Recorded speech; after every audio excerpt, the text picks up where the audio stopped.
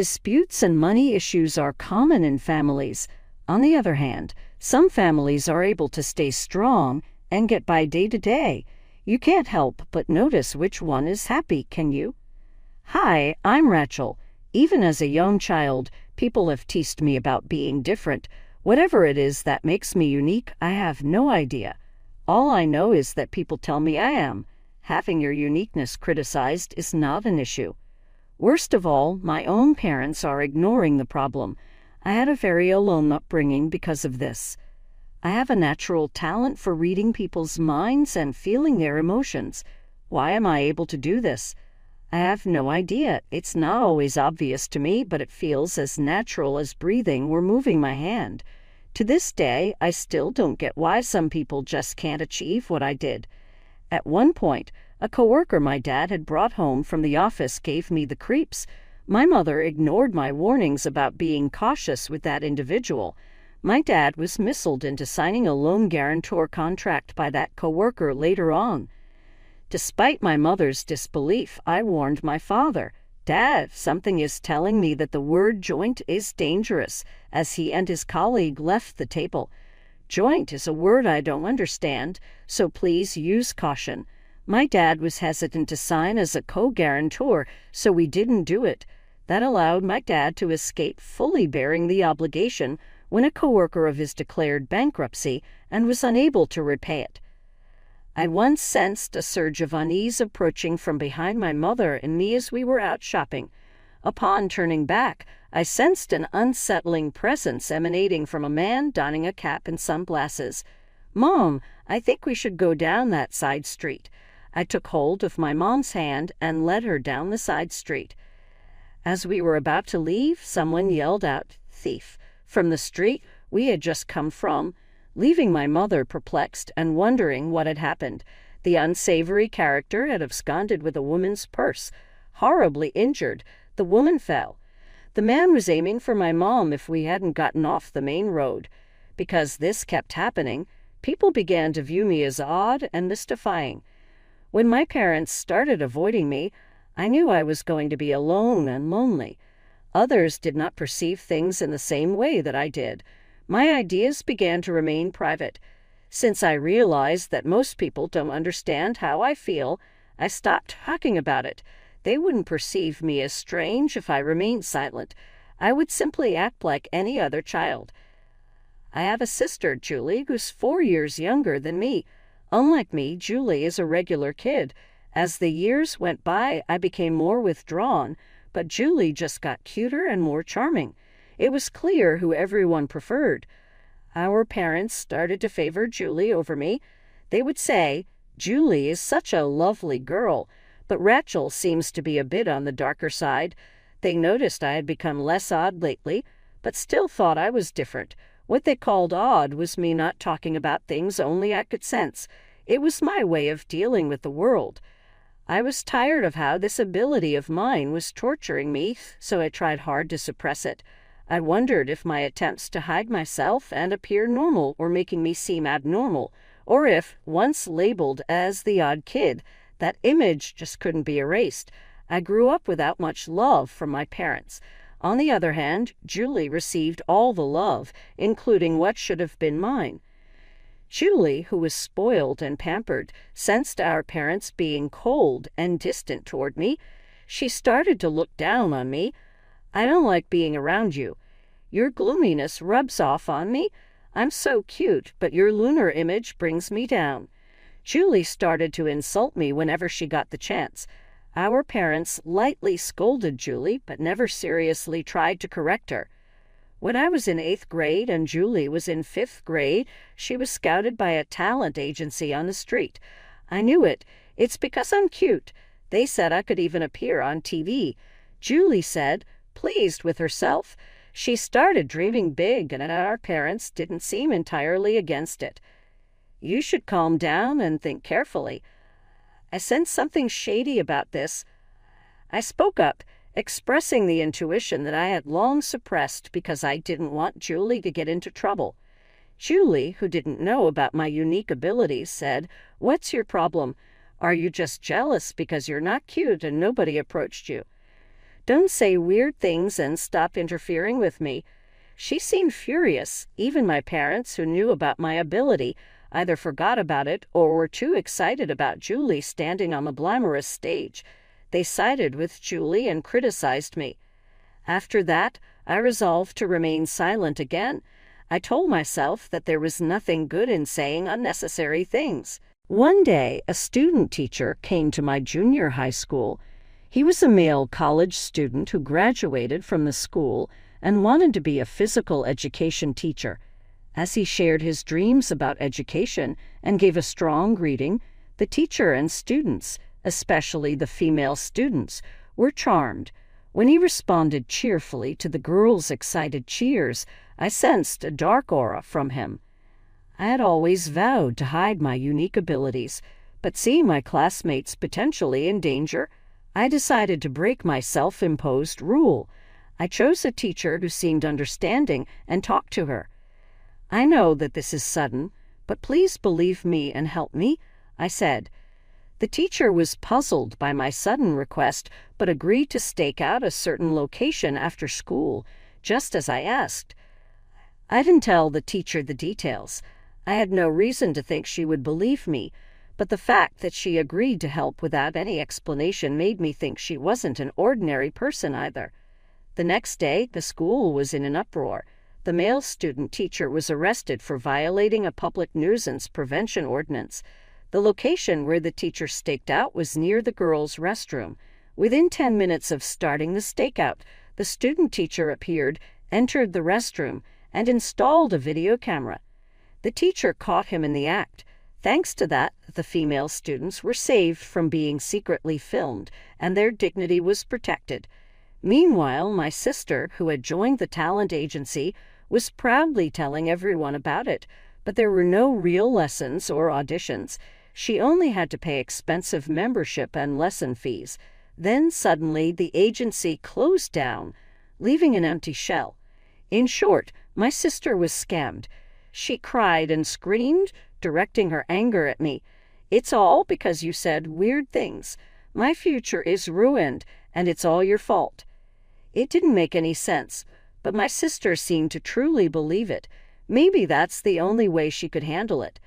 For me, it was a disaster and a nuisance.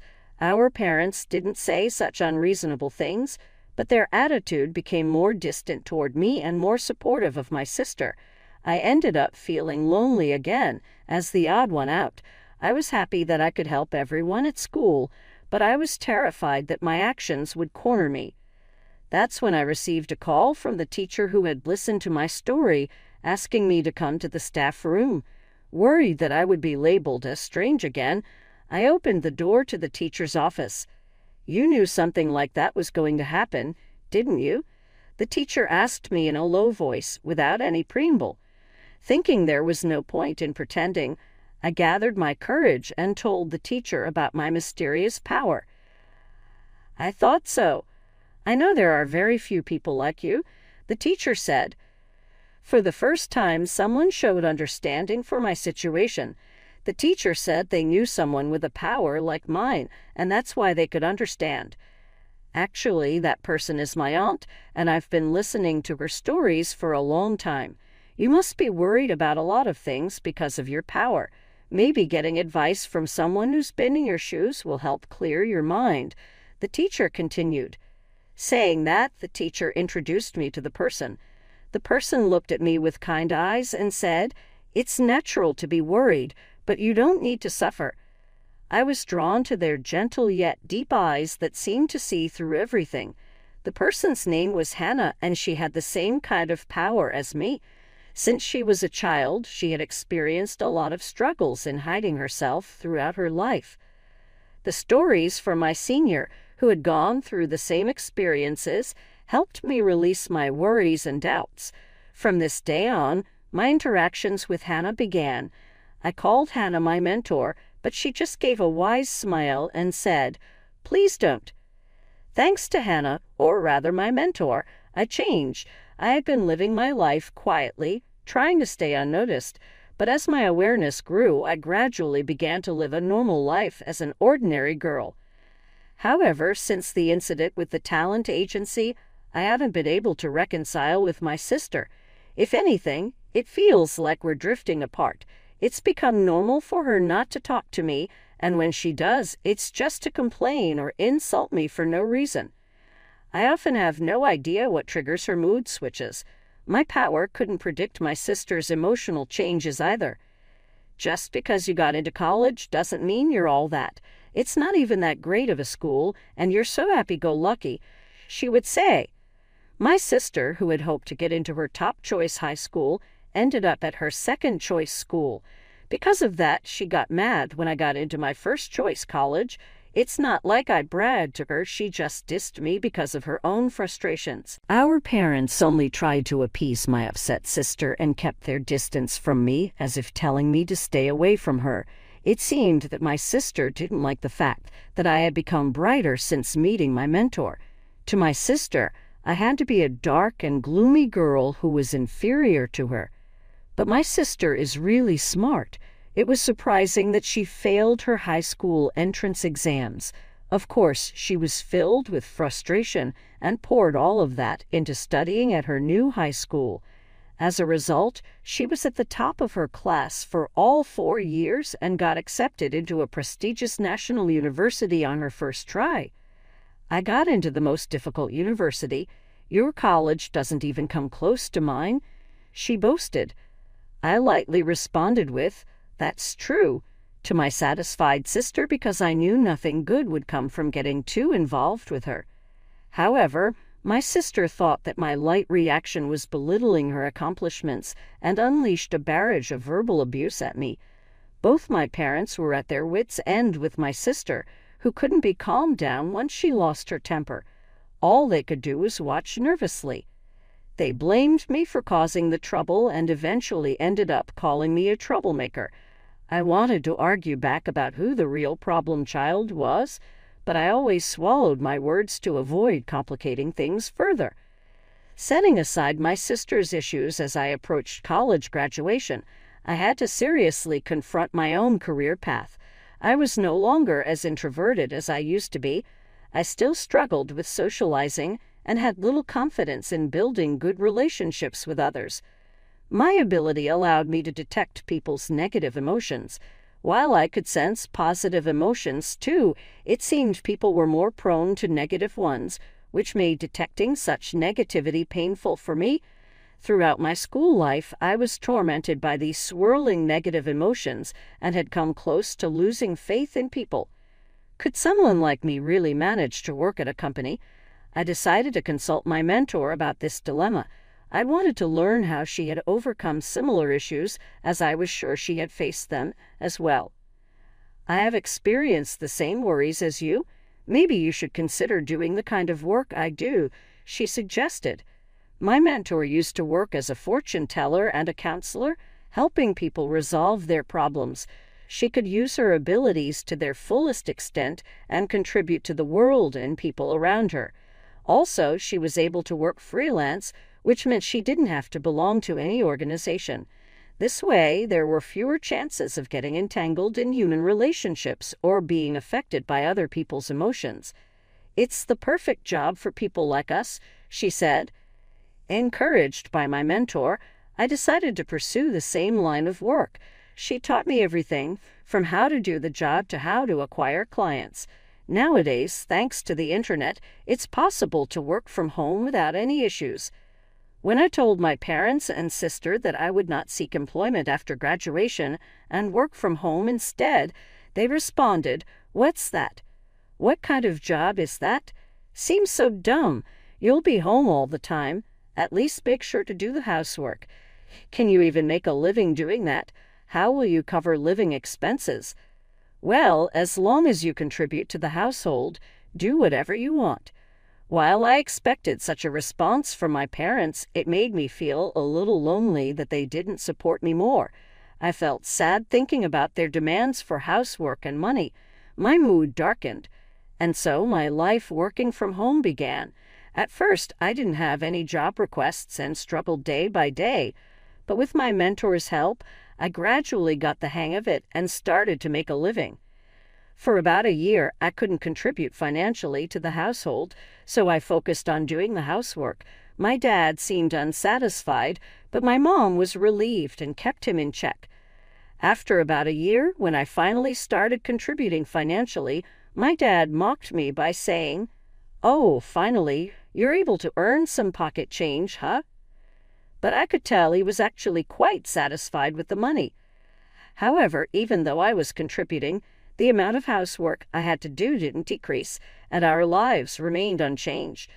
Then, after another 3 years, my sister graduated from college and secured a job at a foreign company. Unlike you, I'm an elite. You're just unemployed, living at the bottom of the barrel. It's so depressing to have you as a sister," she would say. My sister, who had successfully landed a job, started to belittle me for working from home. "What are you even doing working from home? That's just like playing. You're nothing more than a parasite living at home," she'd say at times. "It's really weird not to work outside. I'm working hard, earning everyone's respect, and now I've been promoted to team leader. My pay is going to increase, and I'm probably earning about 5 times more than you. There's no way a shut-in like you can earn that much." My sister, who was promoted to team leader after only a year and a half at the company, kept one-upping me and looking down on me.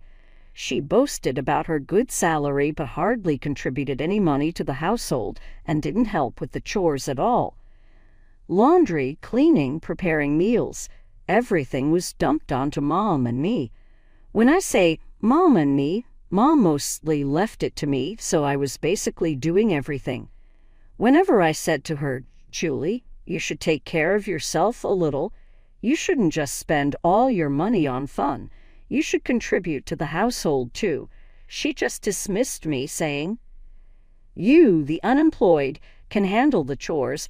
I'm saving my money for my future." Our parents also just let her do what she pleased for some inexplicable reason of, "It's Julie, it can't be helped." I was used to my current lifestyle, and it was a comfortable environment for me to work, so I wanted to keep it that way. But I was starting to consider how to take care of myself. Then came the bombshell announcement from my sister. Without any prior warning, both our parents and I were taken aback as she continued, "He's a real elite with an annual income." She sneered at me and added, "Marriage is just a pipe dream for someone unemployed like you, isn't it?" She said she would bring her boyfriend over the next Sunday. With the rapid succession of sudden developments, Sunday came, and we were still reeling. The man my sister brought along looked like a successful young man, impeccably dressed in a sharp suit. "Nice to meet you. My name is Jack. I would like to ask for your permission to marry Julie," Jack said, greeting us properly and showing good manners. "Isn't he wonderful?" Just as I said, "I'm going to be so happy with this man," Julie gushed, "So, Jack, what do you do for a living?" Dad managed to ask, clearly impressed by Jack's presence. "Yes, I'm currently training at a company that my father owns," Jack replied. We were puzzled by the word training, and then Julie said gleefully, "His father is the president. He's training now to take over the presidency in the future." My sister seemed over the moon about becoming a future president's wife. Afterward, we had various conversations, and Jack left stylishly.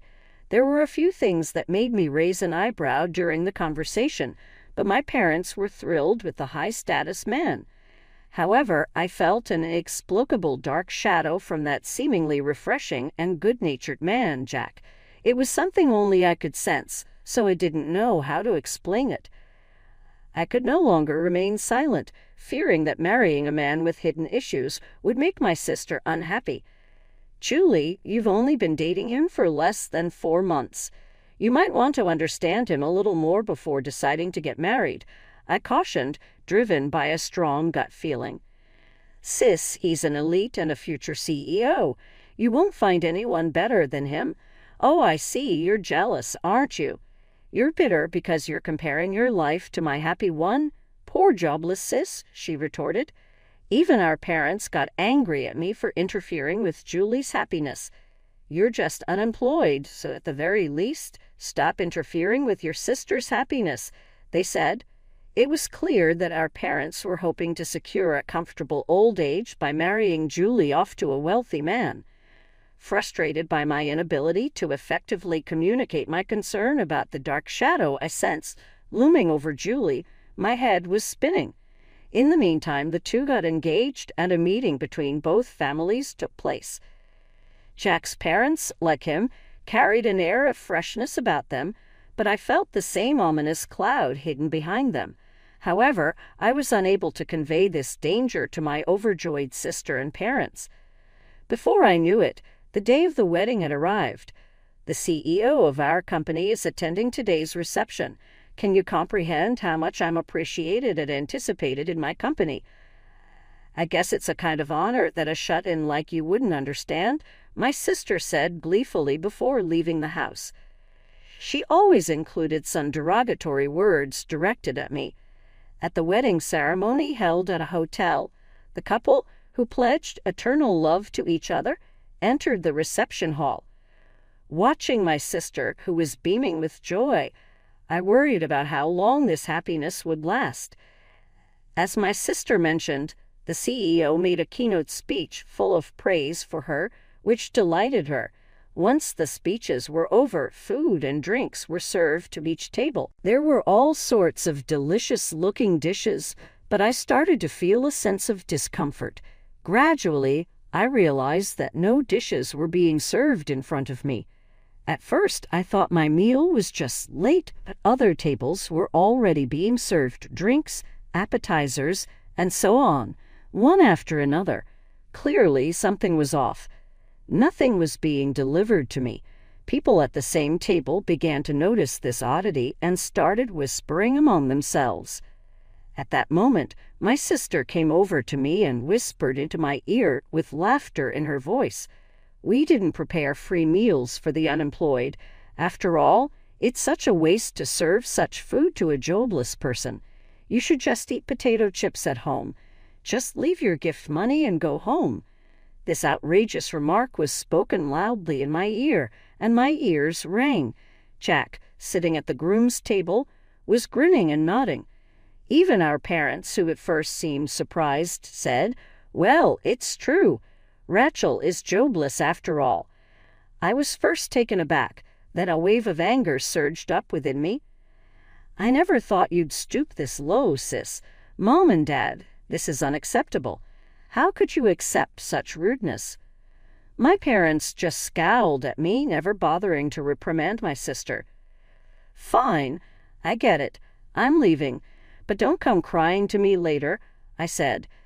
"You sound like a sore loser," she shot back. Amidst the chaos of these unbelievable events, a man suddenly stood up. "Sorry to interrupt. I'm the groom's brother, Larry. My brother and parents are trash, but it seems the bride is even worse. I can't take it any more," said the man who introduced himself as Larry. He continued, "Dad, your company went bankrupt 5 months ago, didn't it? Pretending to still be a CEO is just a scheme to mooch off the bride and her family. Jack will never become a CEO. He's planning to leech off his wife while pretending otherwise. He's unemployed now." Larry's words caused a commotion among the guests, but my sister was the most heated. "What do you mean? You lied to me. What do you mean, unemployed?" she demanded, her face turning from red to blue, her eyes welling up with tears. Our parents, their assumptions proven wrong, began to yell and curse. The anguished cries of my family echoed throughout the venue. The groom and his parents remained silent, looking sulky. Before the ceremony, I had received a confession and apology from Larry and asked him to speak his mind without reservation if something happened during the reception. As my sister was berating Jack with a wrathful face, another man couldn't take it any more and stood up. It was the president of my sister's company. "Enough already. This is embarrassing. You have no right to criticize the groom. What do you think about your terrible attitude toward your own sister?" The president's angry voice made my sister's face contort in fear. For one, I didn't attend your wedding for your sake. I wouldn't have come if you weren't the sister of Rachel." Suddenly, my name was mentioned by the president, and my sister's eyes widened in surprise. "Huh, who are you talking about?" "Rachel is a goddess to many of us business owners, rescuing countless companies from the brink of collapse," he continued. "In fact, with the guidance of my mentor, I have been working as an advisor for corporate revitalization and growth. Starting with fortune-telling and life consultation, I used my abilities to show companies the path they should take.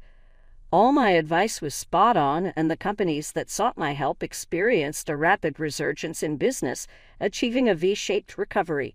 As a result, I had earned titles like teacher and goddess. My sister's company had also consulted with me 5 months ago, and thanks to my advice, it had been reborn as a stronger enterprise. The president, grateful for my assistance, attended the wedding today as well. I had no idea. You're not just a basement-dwelling unemployed nobody, are you?" my sister said, finally realizing the truth. Thanks to my thriving career, her assumptions had been shattered. "I now earn several times what you do, despite contributing significantly to the household income. Our parents never seemed to care about me. They thought that money was from Julie." "Oh, we thought Julie provided that money," they said, misunderstanding the situation. There was no way Julie would have been contributing money to the house. The wedding reception turned into a chaotic scene and was called off. Naturally, all the guests were fully refunded their wedding gifts. "I've already signed a contract for an apartment under my name. I can't afford it on my own, especially now that he's unemployed," my sister sobbed. Jack retorted, "You're the one who signed the contract." "I don't know anything about that." The wedding was a complete disaster, resulting from my sister's malice toward others. She may argue there were reasons for her behavior, but they didn't hold up. Afterward, Julie divorced Jack and claimed alimony. Since Jack was jobless and his parents didn't have much, she couldn't receive much alimony. She barely managed to pay for the wedding venue, let alone the apartment she had contracted. The place that was supposed to be their love nest was never occupied and was eventually canceled. However, the debt didn't simply vanish, and Julie found herself heavily burdened by loans. Moreover, her outrageous behavior at the wedding quickly became known among her colleagues, leading to a rapid decline in her reputation. The CEO had no choice but to demote her.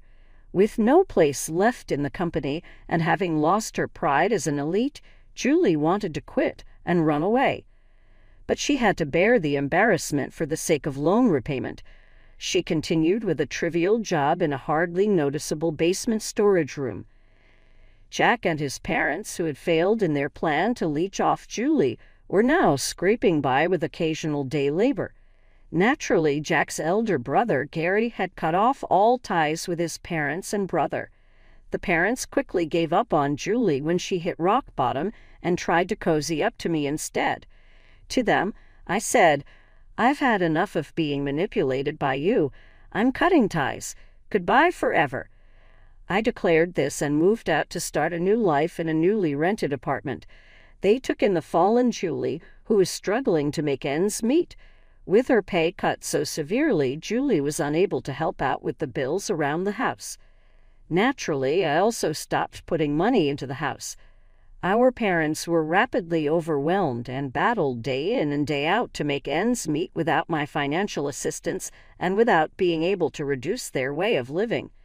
Attempting to keep up the standard of living they had become accustomed to became an everyday struggle when they were short on cash and anxious. Meanwhile, I was experiencing great success at work. Many people and businesses have benefited from my abilities as a compass, which I have used to point them in the correct path. My clientele increased as word of mouth spread about my expertise. I felt fulfilled and financially secure after this success. Seeing the difference I was making in people's lives and finally being recognized for my talents was a great feeling. I began dating Larry after the wedding incident. Because he was so forthright and courageous throughout that tumultuous period, We became close. I said yes when he asked me out not long ago. Our future may include marriage if all goes according to plan. No shades of evil dwell within Larry. He's a guy of impeccable character. Larry stood out from the group of fake and uncaring people my sister had been hanging out with. It is my hope that Larry and I can have a long and happy life together. A future characterized by love, mutual respect, and understanding is what we hope for as a couple. Having him by my side has filled me with optimism and anticipation for the future. We have discussed our goals, aspirations, and intentions to be there for each other through thick and thin. A range of feelings is coursing through me as I consider everything that has transpired. My sister and dad never valued me, therefore I'm glad I severed relations with them. Despite everything that has happened to me, I am pleased with the person I have turned out to be, and I am thankful to Larry for the love and light he has given into my life. In the future, I perceive nothing but sunshine. The thought of being married to Larry and starting a family with him fills me with joy. I can be myself around him and never worry about being unloved or unappreciated. I am excited for our future together because our love and partnership are founded on honesty and mutual support.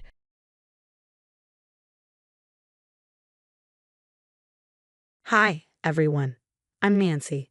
Life was perfect, or so I thought. As a criminal psychology professor at Berkeley, I spent my days teaching students about the dark side of human nature. Ironic, isn't it? I never saw the darkness lurking within my own family until it was almost too late. Professor Anderson, your lecture on digital deception was fascinating. My students often lingered after class. But today my mind was elsewhere. Wedding preparations were in full swing, and my fiancé Victor was on his way to pick me up for venue hunting. Thanks, everyone. Remember, people's true colors often hide behind the prettiest filters. If only I had paid more attention to my own advice. Victor's sleek Tesla pulled up outside the lecture hall. He stepped out, his smile still making my heart skip even after 2 years together. Ready to find our perfect spot, future Mrs. Mitchell? Victor could have afforded any venue with his success as a tech entrepreneur, but we wanted something meaningful. You've hit the jackpot with this one, my sister Lisa gushed as we toured the fourth venue. Her tone dripped with sugary charm. Paul never put this much effort into our wedding, she added with a pointed glance at her husband, who was glued to his phone. The botanical gardens are perfect, I exclaimed. Victor, imagine exchanging vows under that gorgeous arch. Whatever makes you happy, babe, Victor said, squeezing my hand. Lisa's eyes narrowed, though her smile remained intact. Later, at my dress fitting, Lisa insisted on documenting every moment. Your Instagram followers will die over this, she said, snapping photos as I tried on my dream dress. She had volunteered to handle my wedding social media, though I barely used it myself. Isn't this neckline a bit much for a professor? She asked, snapping another picture. I mean, you want your students to focus on your lectures, right? The dress is perfect, Mom defended me. But Lisa wasn't done. Remember my wedding, Mom? My dress was featured in that bridal magazine. She sighed dramatically. Of course, Nancy's will probably get more attention since Victor's family is so connected. At the cake tasting, Lisa kept disappearing with her phone. Just posting updates, she chirped. But through a reflection, I saw her hunched over my purse while Victor and I sampled flavors. Everything okay? Victor whispered, noticing my distraction. She's just excited, I replied, brushing off my unease. Funny how a psychology professor can be so blind when it comes to family. The red flags kept coming. During our engagement photo shoot, Lisa positioned herself as the unofficial second photographer. Let me get some behind-the-scenes content, she said, but she spent more time sneaking glances at my phone than snapping pictures. The final straw came at my bridal shower. Lisa offered to document everything and borrowed my phone to show off my Pinterest board. Through the French doors, I saw her frantically typing, her face lit by my screen. She's really into this wedding, my friend Emma commented. Yeah, I replied, my smile faltering as I watched Lisa's reflection. If only I'd known how into it she truly was. The morning of my wedding dawned bright and beautiful. Sunlight streamed through the resort's penthouse as my makeup artist worked her magic. Everything was perfect, my dream dress, an oceanfront venue, and Victor waiting downstairs. "You the most beautiful bride," Lisa gushed, hovering with her phone. "Let me capture every moment for your wedding video." My parents beamed from the corner. "Both our girls had stunning weddings," Mom said. "But this one's definitely more extravagant," Lisa added, her voice tinged with that familiar edge. The ceremony began like a fairy tale. 300 guests filled the oceanfront garden. Victor's eyes glistened as I walked down the aisle. "Stop," Lisa's voice shattered the moment. She rushed forward, phone in hand, her face contorted with feigned distress. "I'm sorry, but I can't let this happen." The giant screens meant for our wedding video flickered to life. Messages appeared, texts, photos, and timestamps that painted a sordid picture of an affair between Paul and me. Gasps echoed through the crowd. Victor's grip on my hands tightened. "Nancy," he whispered, his voice steady. "Look at me. Did you do this?" "No, Victor. I swear I didn't." "I believe you." He turned to Lisa, his tone sharp. "You've got some explaining to do." Lisa faltered. "But the messages, the timestamps." Victor pulled out his phone. "Are as fake as your concern. Nancy was in Denver giving a lecture the night of our engagement party. I was there. Want to keep going." The color drained from Lisa's face as her perfect plan unraveled. She hadn't counted on Victor's trust. Doubt about his family's influence on my parents' shame. That's what Lisa had banked on. Instead, she'd given me the greatest wedding gift imaginable. Proof that I was marrying a man who trusted me, knew me, and would stand by my side against anyone, even my own sister. 2 days after my ruined wedding, I sat in Victor's high-tech office, Lisa's laptop in front of me. I had taken it from my parents' house, and now I was about to put my forensics expertise to its most personal use yet. "Your sister made one crucial mistake," Victor said, connecting specialized equipment to the laptop. "She tried to frame a professor who teaches digital deception." His tech team was already on the case. Within hours, we had our first breakthrough. "Look at this," Victor said, leaning closer as data filled the screen. "Message Master Pro, premium version. 3 separate purchases, all tied to Lisa's credit card. The first purchase was 8 days after she volunteered to handle your wedding social media." Victor said. She was already plotting. Further digging into the laptop revealed even more damning evidence. Hundreds of practice attempts at fabricating messages, timestamps, and location data. Screenshots painstakingly edited to perfection. "She didn't even bother hiding this," I muttered, scrolling through file after file. "She never expected us to look," Victor replied grimly. "She thought her wedding performance would leave everyone too shocked to question the evidence." The office door burst open. Paul stormed in, waving his phone. "I got proof," he said, setting it on the desk. Photos from the Tokyo conference, time-stamped hotel receipts, passport stamps, everything showing I was halfway across the world during those supposed meetings with Nancy. "And I was in Denver giving lectures," I added, pulling up videos. Victor attended 3 of them. "And we've got dozens of witnesses." My phone buzzed. Marcus, the resort's head of security, had something. Minutes later, we were in the control room, watching security footage. "Look at this," Marcus said, pulling up videos from multiple nights. Lisa appeared on screen, sneaking into the business center after hours, testing different phones, taking staged photos, practicing shots. The evidence piled up: fake coffee shop receipts, doctored security footage, and then Victor's tech team cracked an encrypted folder on Lisa's laptop labeled Operation Wedding Crash. Inside was Lisa's detailed playbook, a step-by-step guide to sabotaging my wedding. Family dynamics carefully analyzed, reactions predicted, the timing of her interruption choreographed for maximum impact. "This isn't just jealousy," Paul whispered, staring at the files. "This is pathological. This is someone who's been planning my downfall since the moment Victor proposed," I said, my voice tight. Victor's phone buzzed. "Breaking news. Lisa's throwing a party tomorrow night," he said. "Chandler Hotel. She's invited half the city's elite to celebrate saving the family from scandal. She's even planning a full multimedia presentation." I stared at the mountain of evidence on the table, then at Victor. Slowly, a smile crept across my face. "The Chandler has state-of-the-art projection systems, doesn't it?" "The best in the city," Victor confirmed, catching on. "Lisa wants to give a presentation," I said, gathering the drives. "Let's give her an audience she'll never forget." Paul checked his phone. She just texted me, asking me to testify about how Nancy tricked me. Perfect. I closed Lisa's laptop. She'll get her dramatic moment, just not the one she planned. Tomorrow night, my sister would learn a hard lesson. Never try to frame someone who literally wrote the textbook on exposing digital deception. With the truth loaded, backed up, and ready to deploy, I turned to Victor. Ready to crash Lisa's party? He asked, sliding the final drive into place. More than ready. It's time to teach her that some lessons come with receipts and consequences. The truth was set to blow up her lies, and I couldn't wait for tomorrow. The atmosphere in the ballroom at the Chandler Hotel buzzed with anticipation. Lisa stood at the center, addressing the city's elite with a champagne flute in hand. Tonight, we gathered to discuss a painful but necessary intervention. She began, her voice oozing false sincerity. Sometimes protecting family honor requires difficult choices. Behind her, the massive screens teased blurred snippets of so-called evidence designed to ruin me once and for all. Guests mingled around champagne fountains, oblivious to what was about to unfold. Speaking of choices, I called out, striding in with Victor at my side.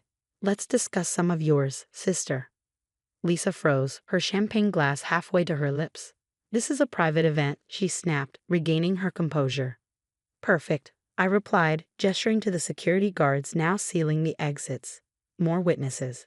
Victor stepped forward, easily accessing the presentation system. The screens flickered, and Lisa's credit card statements appeared for everyone to see.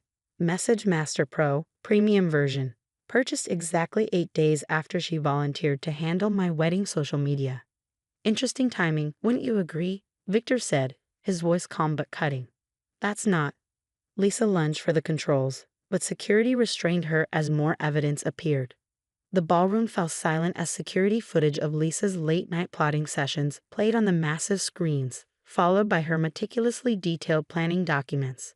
Timestamps revealed Paul was in Tokyo during the supposed rendezvous she fabricated. Oh, and everyone should see this. I advanced the presentation to a document labeled Operation Wedding Crash. The audience gasped as Lisa's step-by-step playbook filled the screens, analyzing family dynamics, predicting reactions, even practicing her devastated expressions in the mirror. You're manipulating everything. Lisa screamed, her voice cracking as she struggled against security.